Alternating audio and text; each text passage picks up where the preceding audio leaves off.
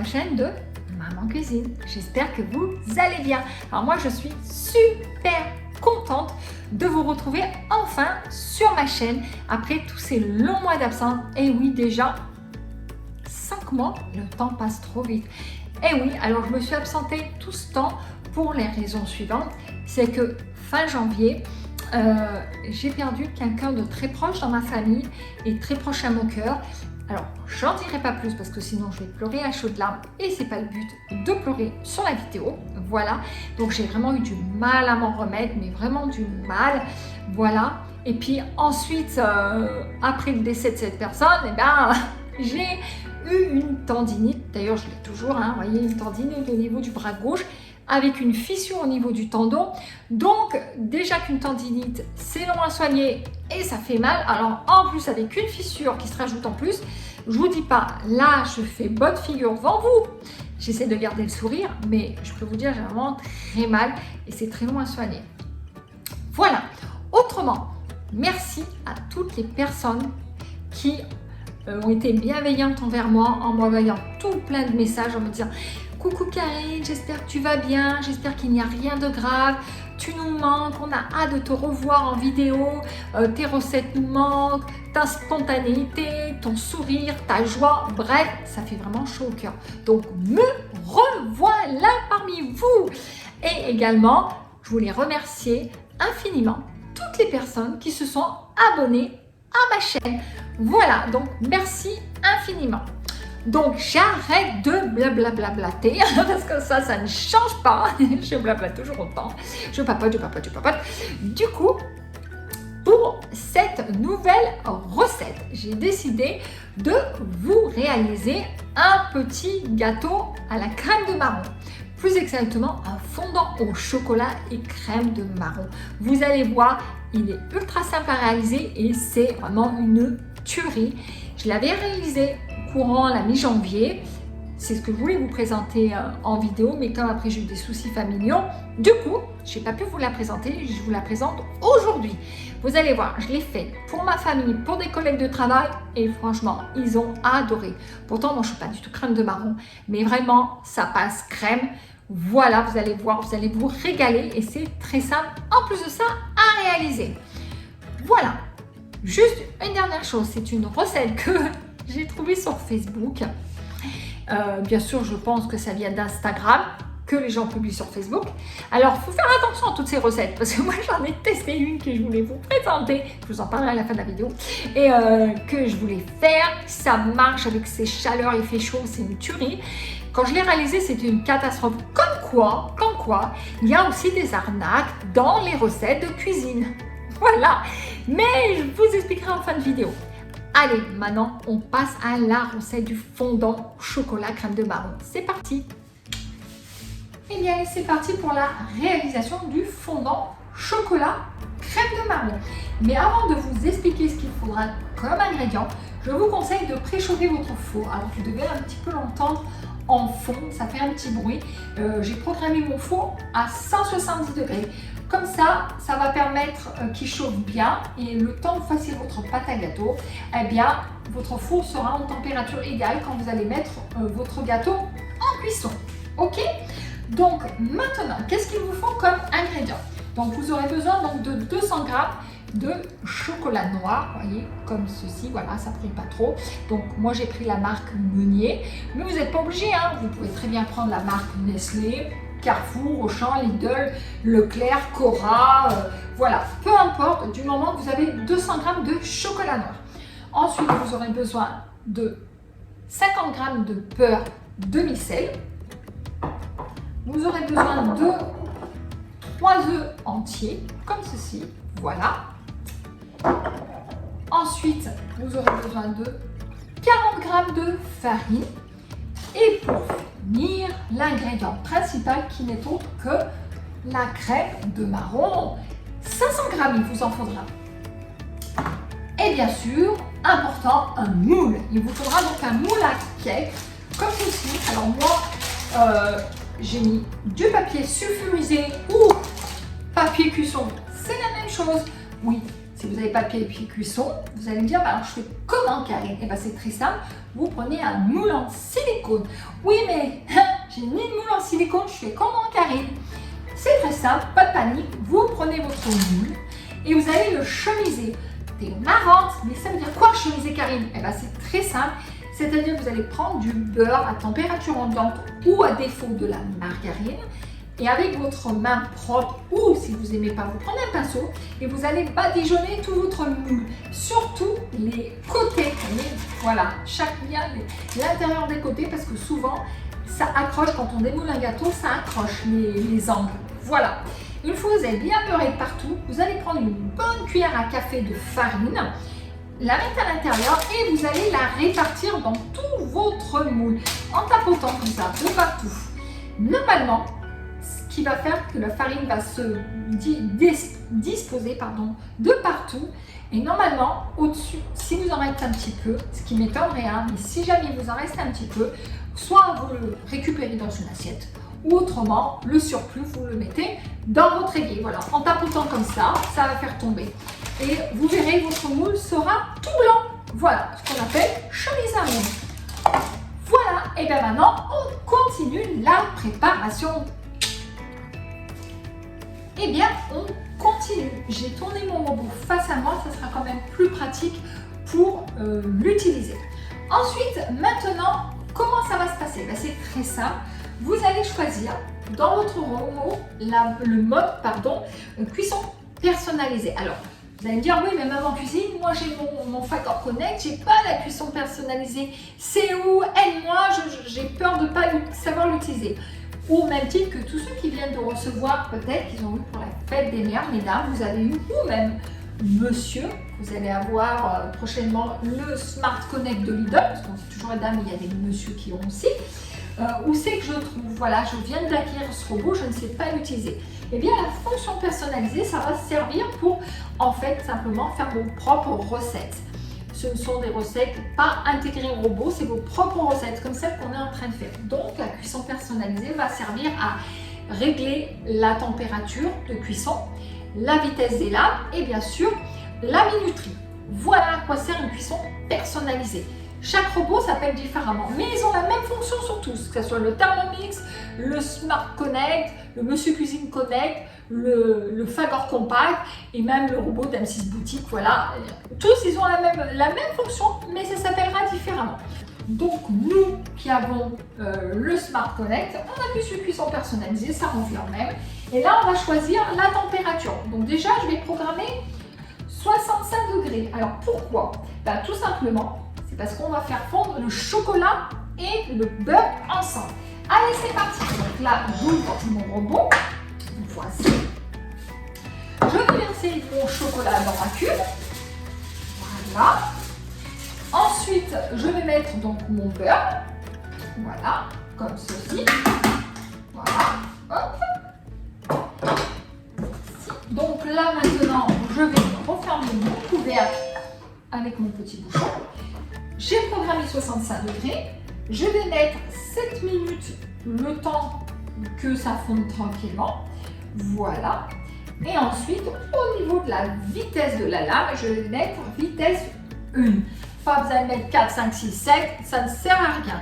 Vitesse 1, tranquillou papillou, ça va fondre, on est tranquille. Et nous, on se retrouve tout de suite. C'est parti! Ça y est, donc ça fini de tourner.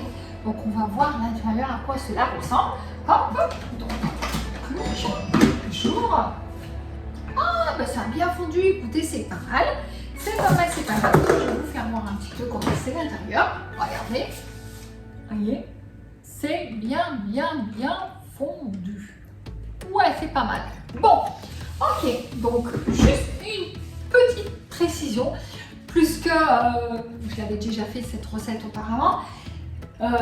Si jamais votre chocolat n'est pas spécialement fondu, que ça fait tout dur, vous pouvez, parce que je le sais, parce que j'ai déjà fait cette recette, donc un petit conseil, et j'aurais dû vous le dire dès le début, je n'ai pas pensé à ça, c'est de mettre 2 cuillères à soupe de lait pour aider un peu plus à faire fondre le chocolat. Voilà. je dis 2, mais vous pouvez mettre jusqu'à 4 cuillères à soupe de lait. Voilà, pour aider à fondre un petit peu plus le chocolat. Parce que vous allez voir, sinon votre chocolat, il sera fondu, mais pas trop, ça va rester des gros morceaux. Voilà, donc ça, il n'y a pas de souci. Vous pouvez, une fois que vous avez rajouté ces 4 cuillères à soupe de lait, vous refaites 65 degrés, vous remettez 4 minutes et vitesse 1. Et là, votre chocolat sera bien fondu. Ok, on passe à la suite. Maintenant, c'est très simple. Il n'y a rien de compliqué. On va mettre la farine directement dedans. On va mettre la crème de marron. Hop. Voilà. Donc, alors bien sûr, hop, voilà. Voilà, ça va. J'ai eu peur que ça me fasse mal en fait au bras, mais ça va. Vous allez voir, hein, je vous dis, vous allez vous régaler. Elle est vraiment très très bonne cette recette. Et comme vous pouvez le voir, je n'ai pas mis du tout de sucre. Hein. Il n'y a pas du tout de sucre. C'est déjà assez sucré entre le chocolat plus la crème de marron. Et là, bien sûr, vous allez mettre les œufs entiers. Alors moi, je les casse directement. Normalement, on ne devrait pas. Hein. On devrait les casser directement dans un petit plat. Parce que si jamais il y a une coquille d'œuf, bah, ça serait un peu ballot. Donc là, non, c'est bon. Ça, on voit. Non, on ne voit pas. Donc du coup, ça va. Hop. Je vais casser mon troisième œuf. Voilà. Là, j'ai fait ça très proprement. Ok. Bah là, maintenant, c'est fini la recette. Hein. Enfin, presque. Je remets tout comme ceci. Voilà. Je ferme bien. Hop. C'est vrai que ce couvercle, il adhère bien. Il a un bon joint. Et là, toujours pareil, je programme donc vitesse. Donc, avant la vitesse, je dis vitesse, c'est parce que c'est avec le Fagor. Et là, c'est le temps. Donc là, je vais mettre 20 secondes, voilà. Vitesse 4, 20 secondes, vitesse 4. Ça va tout mélanger. Maintenant, nous allons voir. Hop. Ah bah super, nickel, je vous fais voir. Voyez, c'est super beau et en plus ça sent bon. Et donc maintenant, nous allons transvaser la préparation directement dans le moule et ensuite nous allons passer à la cuisson. À tout de suite. Et bien voilà, maintenant le gâteau est prêt. Donc maintenant je vais l'enfourner à 170 degrés pendant 25 minutes. Et ensuite, on se retrouve pour la dégustation. À tout à l'heure. Et voici le fondant chocolat et crème de marron. Vous voyez, donc maintenant, on va passer à la dégustation. Et voici le gâteau d'un petit peu plus près. Voici. Vous voyez, on voit bien donc l'intérieur. Ça me fait penser vraiment à un mi-cuit. Vous voyez, on voit bien que c'est bien cuit ici. Et donc, mi-cuit à l'intérieur. Donc, on passe à la dégustation. Donc, voici. Maintenant, je vais couper un petit morceau et puis je vais vous dire tout de suite ce que j'en pense du résultat. Ok. Voilà.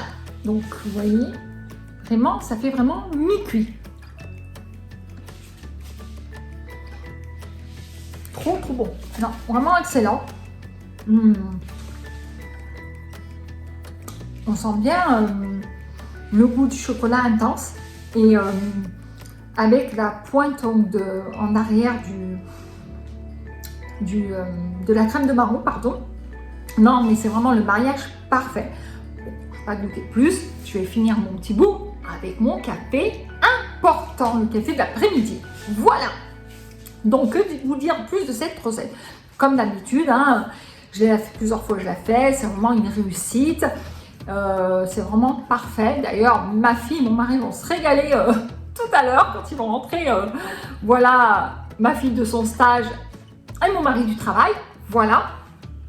Autrement, si jamais vous faites cette recette, et que votre entourage, vos amis, votre famille, que ce soit vos enfants, petits-enfants ont aimé, bah dites-le moi en commentaire, j'aimerais bien savoir. En tout cas, j'espère que ça vous aura fait plaisir. Voilà. En tout cas, moi, je vous dis à très bientôt sur la chaîne de Maman Cuisine. Je vous fais plein de gros bisous. Mais juste avant de vous laisser filer, je vous ai parlé d'une recette que j'avais testée donc de Instagram, donc via les influenceuses d'Instagram. C'était une catastrophe cette recette. Oui. Alors en fait, c'est quoi? C'est ça. Voilà. C'est ces deux petites photos. Alors vous allez me dire, c'est quoi ce truc, Karine? En fait, je l'ai publié sur Facebook parce que je pensais que ça allait être super simple. Parce que de toute façon, quand on regarde ce genre de vidéo, les influenceuses, ils peuvent vous faire avaler n'importe quelle couleur. Alors que ce soit pour des cosmétiques, pour n'importe quoi, c'est connu pour ça. Mais alors là, c'est aussi pompon et c'est une hécatombe en pâtisserie, ou plutôt cuisine. Alors en gros, quand vous regardez sur Instagram, la vidéo c'est en anglais, vous pouvez traduire en français bien sûr, et du coup, déjà il n'y a pas de nom spécifique à ça, à ce truc. Moi, je dis bien, mais moi à force de persévérance, j'ai trouvé, ça s'appelle des bouchées glacées. Alors en gros, c'est quoi? Vous les écoutez, ils vous font ça en 30 secondes, hein, ils vous font... Alors, pour des fruits surgelés, vous prenez n'importe quel fruit surgelé, vous mettez donc du yaourt, végétal ou du yaourt voilà, grec, peu importe, voilà, ou même de l'activia si vous préférez, voilà. Une cuillère de miel ou d'agar-agar, vous n'êtes pas obligé, enfin, d'agar-agar, de sirop d'agave, d'agar-agar, n'importe quel de sirop d'agave, voilà, rectification.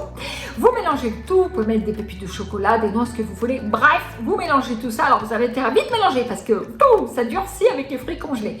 Vous faites des petits tas, vous mettez au congèle. Si vous faites avec des fruits frais, vous coupez vos fruits frais, vous mélangez toujours pareil avec le yaourt et tout ça. Vous mettez sur du papier sulfurisé des petits tas de votre préparation, 2 heures au congèle. Et la magie d'Instagram, quand ils y sortent, ils y plongent dans un chocolat fondu. Attention, il ne faut pas qu'il soit chaud, il faut qu'il soit tiède, pratiquement froid. Vous y mettez dedans et la magie d'Instagram, tac, ils y coupent tel un cookie qui se coupe en deux. Et non, la réalité, c'est pas ça. La réalité, c'est qu'il faut prendre une tronçonneuse pour couper. Oui, moi je me suis dit, voilà, c'est super facile. Karine, vas-y, fais. Tu vas la présenter dans ta prochaine vidéo. Karine, elle fait. Elle mélange ses fruits surgelés. J'avais acheté un cocktail de fruits rouges. Paf, paf, mon yaourt. Déjà, j'ai vite mélangé 30 secondes. Ici, ça s'est compacté. Déjà. Donc, j'ai vite mélangé. Sans miel, sans rien. J'ai posé sur mes petits tas. J'ai mis au congèle 2 heures. Et quand je suis revenue, j'ai fait fondre mon chocolat qui était froid. J'ai plongé dedans. Et après, eh ben, je me suis dit, je remets, ce qu'ils vous disent, vous pouvez ou les congeler à nouveau 30 à 45 minutes ou ils mettent en frigo. Et moi, c'est ce que j'ai fait. J'ai mis en frigo. Et j'en ai fait 2 sortes. Un au congèle et l'autre au frigo pour tester. Et ben, 1 heure après, je me suis dit, ça, le truc, il va bien durcir la coque en chocolat. La coque en chocolat, elle était molle. Connerie. Et au congèle, au bout d'1 heure, elle était molle aussi. Je me suis dit, tiens, il y a un truc bizarre. Bon, bref, passons. J'ai attendu 3 heures après pour voir, ça avait à peine durci. Et quand j'ai sorti, eh ben, comme il fait chaud, j'ai voulu couper. J'ai voulu tout de suite couper en sortant, comme ils font eux sur Instagram. Eh ben, pas du tout. C'était pas le cookie, vous coupez en deux. Déjà, moi, en plus, avec ma main, je me suis dit, ah bah, ça va être génial, je vais pouvoir tranquille. Vu comme c'est décongelé, tac, ça partait en lambeaux et ça fondait. J'ai dit, c'est de la catastrophe. Et pour le congèle, pareil, hein, ils vous disent, vous sortez du congèle, vous y coupez en deux. Moi, il faut un marteau-piqueur. Connerie. Une recette nulle. Voilà, moi, je me suis dit, génial. Bah, comme quoi, les influenceuses, ils vous balancent des recettes qui marchent des fois. Attention, hein, c'est pas tout qui marche pas, hein, c'est vrai. Hein. Regardez la preuve, celle-là au marron, chocolat marron, le fondant, c'est impeccable. Mais celle-là, c'est une catastrophe. Comme quoi, il y a des fois des arnaques dans des produits par les influenceurs et des conneries dans les recettes par les influenceuses aussi. Comme quoi, il y a de l'arnaque aussi dans les recettes. Voilà. Sur ce, je vous embête pas plus, je vous fais des gros bisous et je vous dis à très bientôt sur la chaîne de Maman Cuisine. Bye bye.